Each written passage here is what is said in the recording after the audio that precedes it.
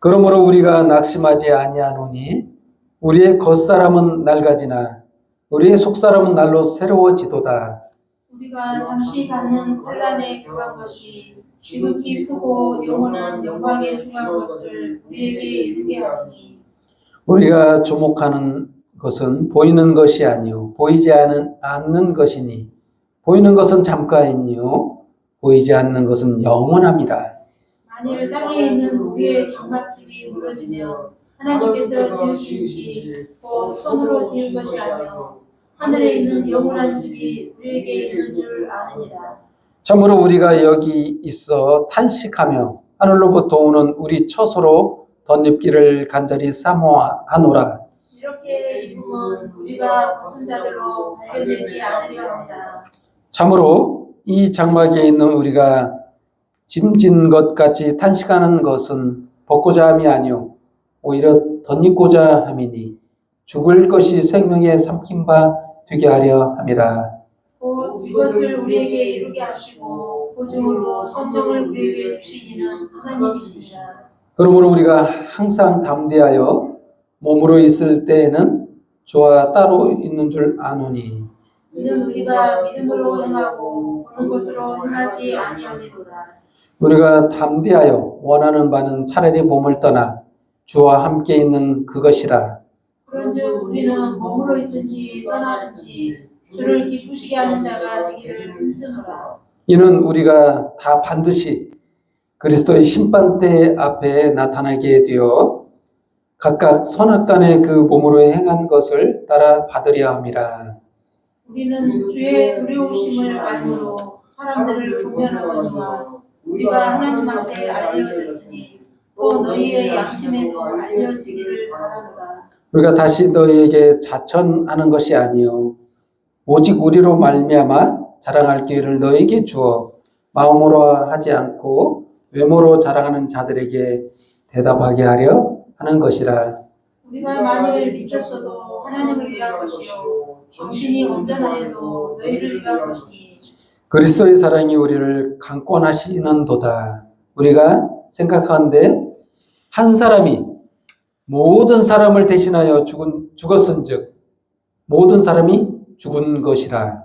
그가 모든 사람을 대신하여 죽으시면 살아있는 자들로 하여금 다시는 그들 자신을 위하여 살지 않고 오직 그들을 대신하여 죽었다가 다시 살아나신 이를 위하여 살게 하려 합니다. 그러므로 우리가 이제부터는 어떤 사람도 육신을 따라 알지 아니하노라. 비록 우리가 그리스도도 육신을 따라 알았으나 이제부터는 그같이 알지 아니하노라. 그런즉 누구든지 그리스도 안에 있으면 새로운 피조물이라. 이전 것은 지나갔으니 보라 새 것이 되었도다. 모든 것이 하나님께로서 났으며 그가 그리스도로 말미암아 우리를 자기와 화목하게 하시고 또 우리에게 화목하게 하는 직분을 주셨으니 어서 오세요. 예. 그래서 그리스도 안에 계시사 세상을 자기와 화목하게 하시며 그들의 죄를 그들에게 돌리지 아니하시고 화목하게 하는 말씀을 우리에게 부탁하셨느니라. 그러므로 우리가 그리스도를 대신하여 사신이 되어 하나님이 우리를 통하여 너에게 권면하시는 것 같이 그리스도를 대신하여 간청하노니 너희는 하나님과 화목하라. 하나님이 죄를 알지도 못하신 이를 우리를 대신하여 죄로 삼으신 것은 우리로 하여금 그 안에서 하나님의 의가 되게 하려 하십니다. 아멘. 아멘. 오늘 하나님의 말씀 고린도후서 4장 16절에서 5장 21절 말씀으로 화목하게 하는 직분이라는 제목으로 말씀을 선포할 때 주의 은혜가 저와 여러분에게 임하기를 예수님의 이름으로 축원드립니다. 잠깐 기도하도록 하겠습니다. 하나님, 저희를 세우셔서 주님 앞에 부르시고 화목하게 하는 직분을 저에게 주셔서 감사합니다. 주님의 놀라운 은혜를 이 시간 깨닫게 하시고 제 입술에는 제 뜻은 하나도 없고 주께서 임재하셔서 주님이 원하시는 바를 선포하소서. 이 시간 깨닫는 것도 부족한 저희들에게 말씀을 이해하는 성령을 부어주셔서 알게 하시고 믿어지게 하사 주님의 원하시는 바를 이루소서. 이 시간 모든 영광과 경배와 주님 찬양하오니 홀로 영광 받아옵소서. 예수님의 이름으로 기도합니다. 아멘. 예, 서로 보면서 인사하는 시간을 갖도록 하겠습니다. 예수님 안에서 화목합시다. 예수님 안에서 화목합시다. 아멘. 예, 반갑습니다. 참 날씨가 이제 따뜻한 봄 기운이 오는 줄 알았더니 다시 좀 쌀쌀해졌죠, 아침에. 정말 사람은 정말 알 수가 없어요. 겉과 속이 참 다르죠. 지금 이 성경에서도 겉사람, 속사람 이렇게 다르다. 우리의 속사람은 날로 새로워지는데 겉사람은 낡아지고 있다. 그렇습니다. 이게 우리가요, 영원한 몸을 지금 입고 있지는 않아요. 이 몸은요, 언젠가는 벗어야 돼요. 천국에서는 이 몸으로 살지 않습니다. 그리고 이게 이 몸 가지고는요, 맨날 아프고, 고통스럽고, 슬프고, 먹어야 되고, 이렇게 힘들잖아요. 현실적으로 힘들다는 거예요. 그런데 이게 보이는 게 전부가 아니라는 겁니다. 우리 눈에 보이는 것이 전부였다면 저 예수 안 믿죠.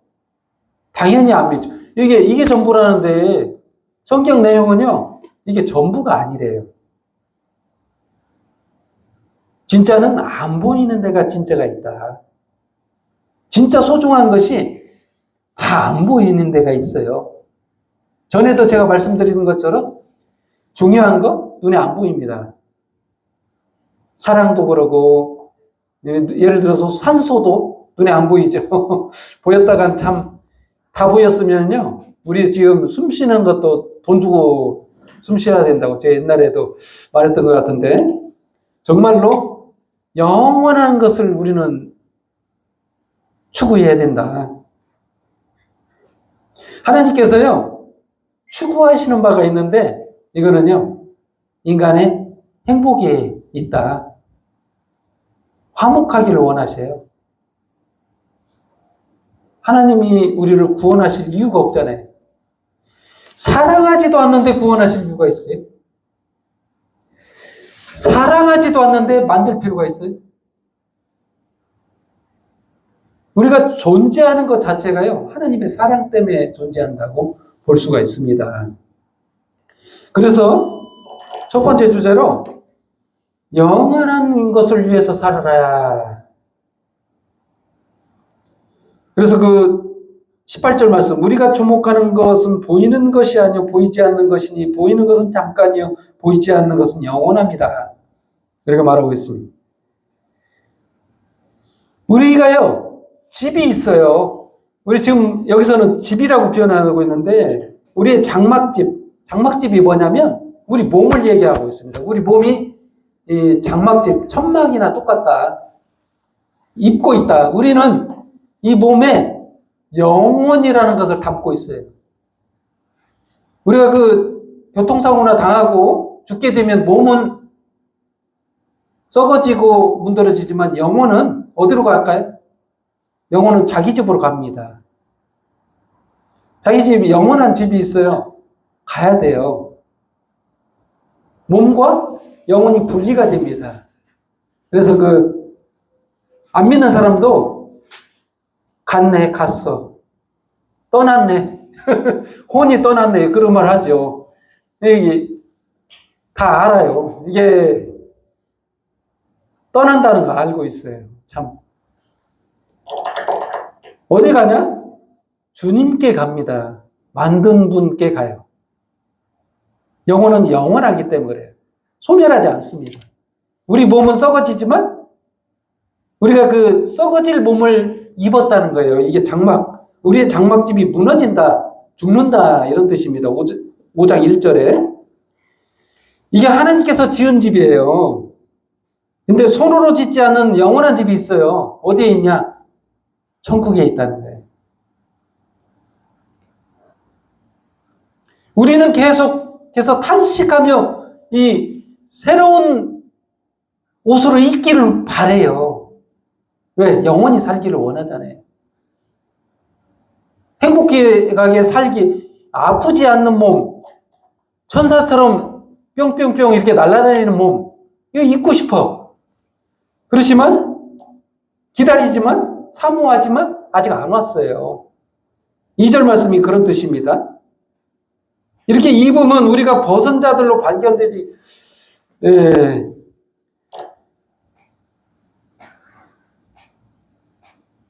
우리 이런 몸을 벗고자 탄식하면서 그러고 있잖아요. 하지만 벗고자 함이 아니고 입고자 합니다.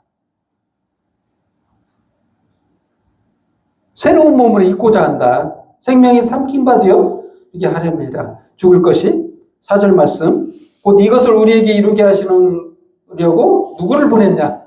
성령을 보내셔서 깨닫게 하셨다는 거예요. 이거 믿을 수 있는 얘기가 아닙니다. 어려운 말씀이에요. 아무나 믿을 수 있는 말이 아니에요. 죽어봐야 안다고죠? 죽어봐야 알아요. 이거 진짜. 결과는 이것을 믿음을 누가 주시냐? 이 믿을 수 없는 얘기를 성령께서 우리의 마음속에 오셔서 믿을 수 없는 얘기를 믿게 하신다는 거예요. 보증으로 누구를 주셨냐? 성령을 보내셨다 하는 거예요. 그렇습니다.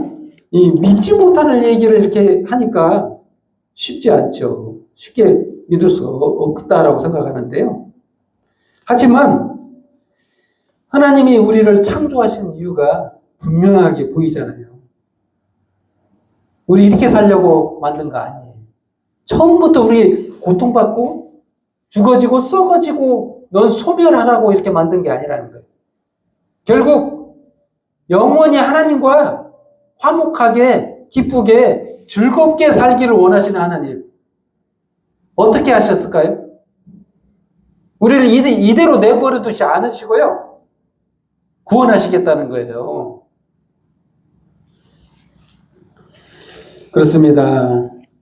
우리 몸이요, 잘해야 되는데 못한다는 거예요. 사도 바울이 그렇게 말합니다. 우리 몸이요, 하나님을 위해서 살아야 되는데 그렇지가 못해요. 그래서 이런 말을 썼죠. 그리스도의 심판대 앞에, 두 번째 주제, 그리스도의 심판대 앞에 우리가 다 선다. 10절 말씀, 이는 우리가 다 반드시 그리스도의 심판대 앞에 나타나게 되어 각각 선악한 그 몸으로 행한 것을 따라 받으려 함이라. 여러분, 이 말씀 해석들이 정말 많이 나와 있죠. 어떻게 해석하시냐면 개혁 측에서요, 우리 그 개혁 측에서는 이렇게 해석하기도 합니다. 예수 믿는 자들만 해당된대요. 예수 믿는 자들이 이제 잘 살기도 하고 못 살기도 하잖아요. 그래서 그 책망을 받는, 그리스도 앞에 가서 책망도 받고 잘한 사람 상도 받고 하는 것을 의미한다, 이렇게 해석합니다. 하지만 많은 사람들이 이렇게 해석해요. 그래서 잘하려고 하죠. 그리스도 앞에 서서 부끄러운 일 안 당하려면 잘해라, 이렇게 해석하는 많은 목사님들 봤습니다. 하지만 이거는 문맥상 안 맞습니다. 문맥상 안 맞아요. 여기만 문자적으로 해석하면 이렇게 해석할 수 있는데 이 문맥을 전체를 봐야 돼요. 5장 그 뒷부분에 보면 예수 그리스도가요, 심판을 받아요. 14절 말씀. 그리스도의 사랑이 우리를 관건하시는도다. 우리가 생각하건대 한 사람이 모든 사람을 대신하여 죽었은즉 모든 사람이 죽은 것이라. 그리스도의 심판 때는요, 갈보리 언덕에를 말하는 거예요. 문맥상 그렇습니다. 그 심판대가 그리스도의 심판대. 이 심판대라는 말을, 그리스도의 심판대라는 말을 쓸 필요도 없어요. 그러면 백보자 심판대도 있어요. 똑같이 그렇게 동일하게 써버리면 되는데 그냥 하늘 법정, 백보자 앞에서 심판받아, 이렇게 써야 되는데 어떻게 그리스도의 심판대 이런 말을 써 그리스도를 왜 붙였는가? 그 말을 지금 뒷부분에 이렇게 해석하고 있는 거예요. 사도 바울은.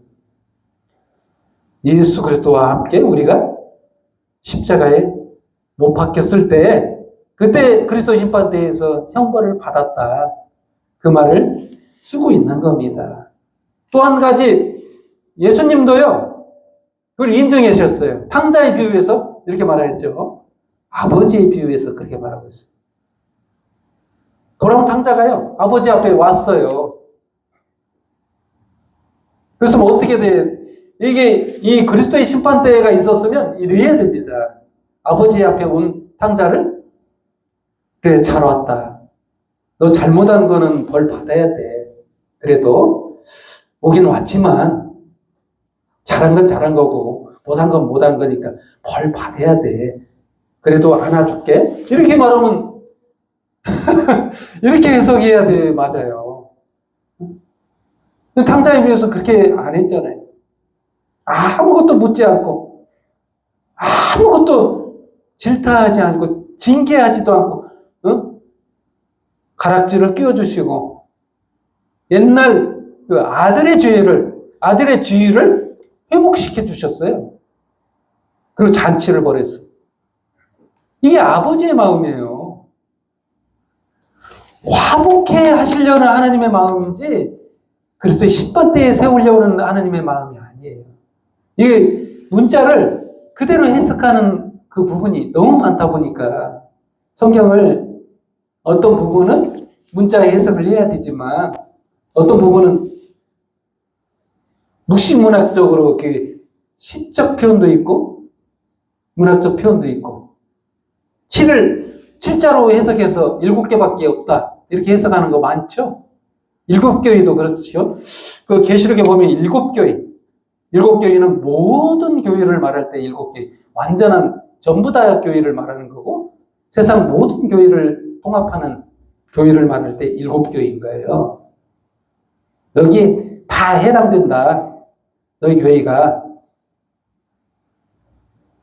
이렇게 해석을 문자적으로 해석해서 많은 오류가 생기는 거예요. 이 본문 말씀도 그리스도 심판대가요. 그런 해석이 많아요, 지금. 하지만 오늘 본문 내용은 그런 내용이 아닙니다. 예수 그리스도의 심판대예요. 갈보리 언덕의 심판대를 말하는 거예요. 우리를 위해서 죽어주신 그 심판대에 의해서 선악간 분별하겠다는 거예요. 선악의 기준이 뭐냐? 예수 그리스도의 십자가 죽으심을 믿느냐 안 믿느냐. 그게 선악이에요. 우리가 생각하는 윤리적으로 잘하고 못하고가 심판 기준이 아니라 그리스도의 십자가 보혈에 의한 속죄냐 아니면 네 행위냐 두 가지로 갈린다는 거예요. 너의 행위냐 그리스도의 십자가의 보혈이냐 둘 중에 하나의 선악간에 판단하겠다는 뜻이에요. 이게 문맥상 그렇습니다. 그래야 본문의 세 번째 주제가 이게 이어져요. 17절 말씀입니다. 그런즉 누구든지 그리스도 안에 있으면 새로운 피조물이라 이전 것은 지나갔으니 보라 새 것이 되었도다. 이 새 것 되었어요. 누구 안에서? 예수 안에서. 심판이 남아있는 거라고 해석하는 거 그 문맥상 안 맞는 거예요. 새로운 피조물이 되어버렸어. 근데 우리는 지금 우리 몸이 새로운 피조물을 입었어요? 아니잖아요. 아직 이루지 못한 것처럼 살고 있잖아요. 그래서 10절 말씀에 미래형으로 써놓은 거예요. 그래서 미래형인 거예요. 그러다 보니까 이게 해석이 앞으로 우리가 그리스도 앞에서 심판받나 보다 이렇게 해석하는데요. 그거 아니에요.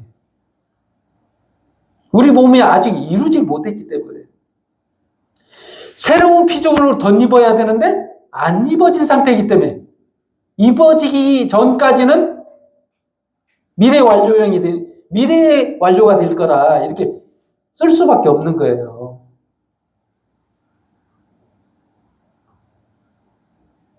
10절 다시 읽겠습니다. 이는 우리가 다 반드시 그리스도 심판대 앞에 나타나게 되어 각각 선악간의 그 몸으로 행한 것을 따라 받으려 함이라.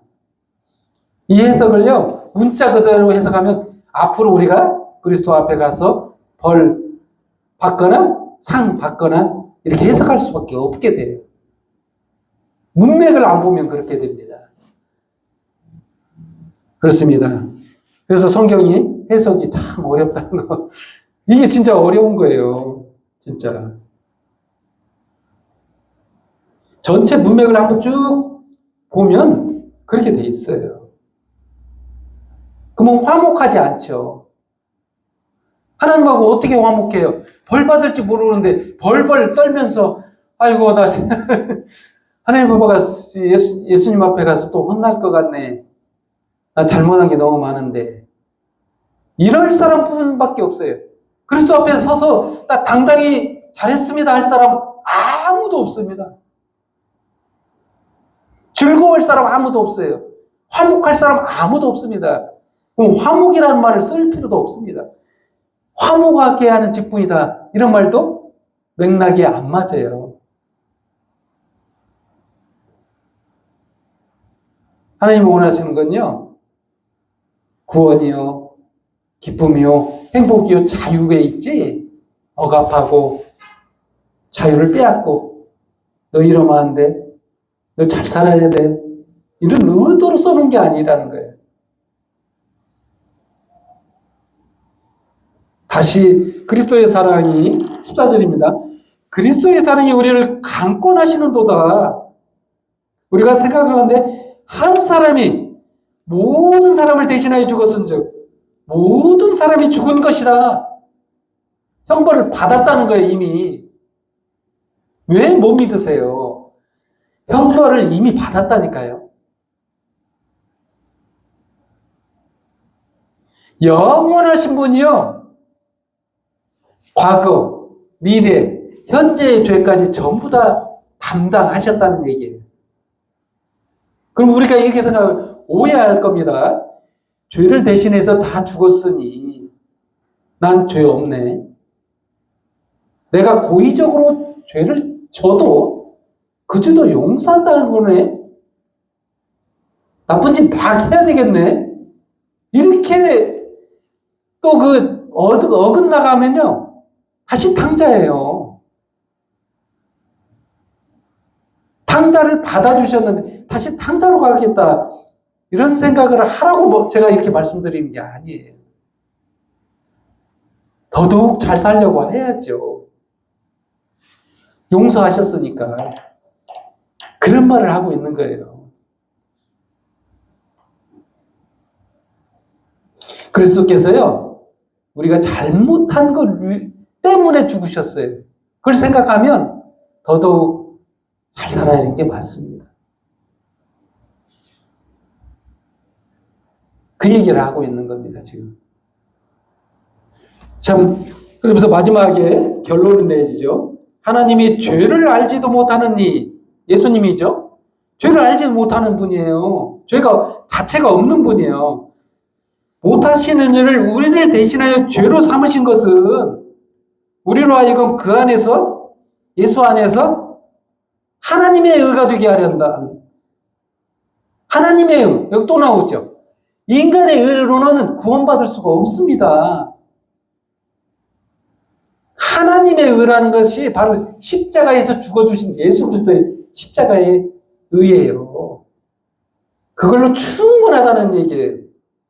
여러분과 제가 지은 모든 죄를 용서하기도 충분한 형벌량이라는 거예요. 죗값이라고 하죠.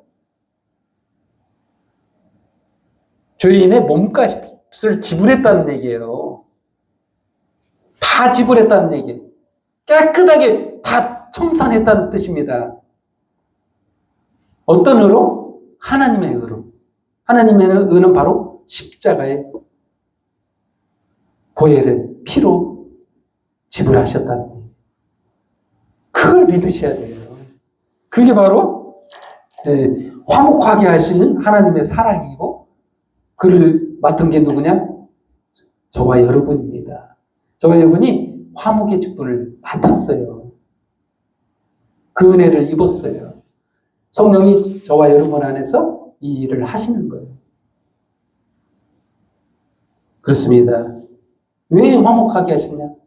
기쁘게 살려고, 자유롭게 살으라고, 죄악에 묶여서 포로가 되어서 살지 말고 이제 자유롭게 예수 그리스도를 위해서 살아라. 그렇게 구원하신 거잖아요. 그런 은혜를 입은 저와 여러분, 오늘 기뻐하며 즐거워하며 사는 저와 여러분이 되기를 예수님의 이름으로 축원드립니다. 기도하겠습니다. 하나님 아버지 감사합니다. 저희를 세우시고 하나님의 자녀로 삼으신 것이 구원이요, 행복이요, 하나님의 사랑이요, 은혜임을, 자유임을 깨닫고 너무나도 감사드립니다. 갚을 수 없는 은혜를 하나님 앞에 받았음을 깨닫고 이 시간 주님 앞에 모든 영광과 경배와 찬양을 돌려니 홀로 받아옵소서. 예수님의 이름으로 기도합니다. 아멘.